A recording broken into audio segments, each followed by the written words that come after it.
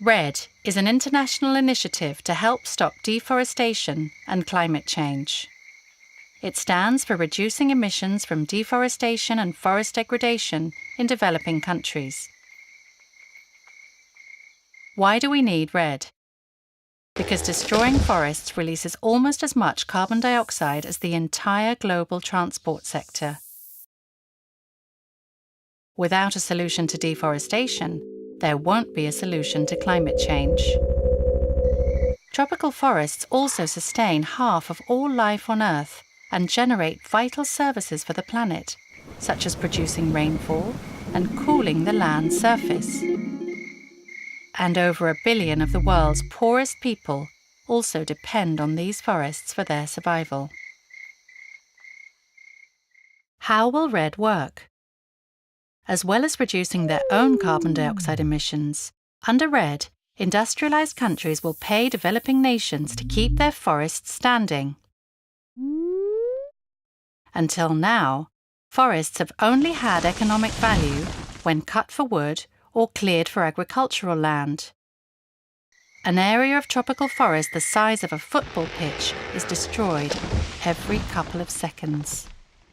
Increasingly, this is to satisfy global demand for products like timber, beef, soy, and palm oil.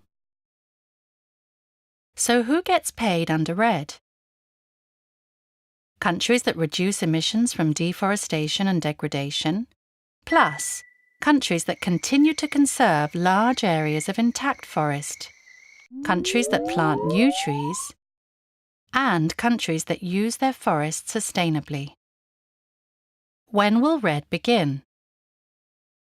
We can't afford to wait, because once lost, these forests will be gone forever.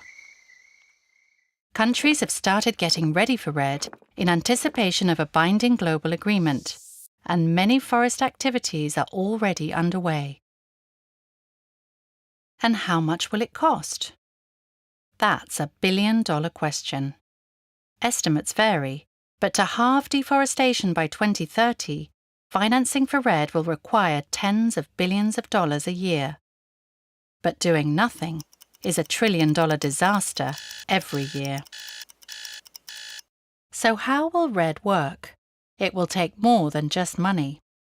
Many different stakeholders, from local farmers to national governments and the private sector, will need to cooperate for REDD to be effective.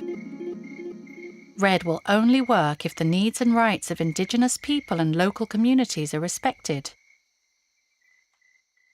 If governance is strengthened to ensure that benefits don't end up in the wrong hands, if the commodities driving deforestation are produced sustainably, and if monitoring systems are put in place to make sure emissions reductions are real and permanent.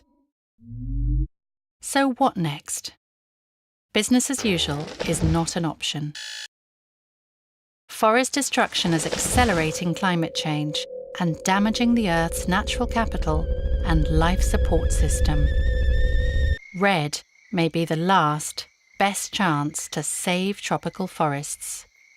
But to get REDD right, we need to get ready for REDD now.